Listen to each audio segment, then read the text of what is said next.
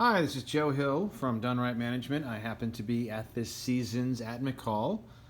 We are currently in the Game Room Bar Lounge area, and this is going to be the video tutorial on how to use and operate the TV remotes with the DirectTV. The Vizio is the TV controller, so turning on the TV, power button on the top right, input sections on the top left.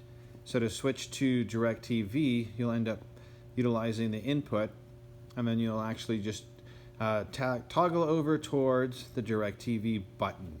So we'll turn on the TV.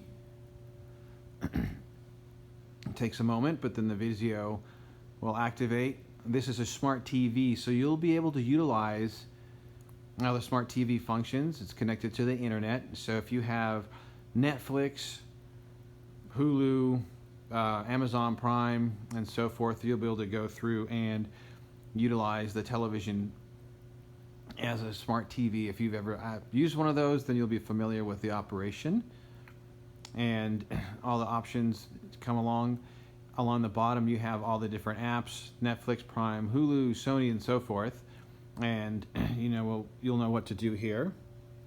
So in order to switch to DirectTV, we'll push the input button, and there it says the SmartCast, and then you'll toggle over to where it says DirectTV. You'll hit the enter, which is that little center button right here. It says OK, and now we're on DirectTV,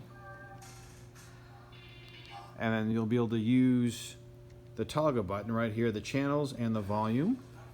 So as you want to scroll through, you just push the buttons up and down.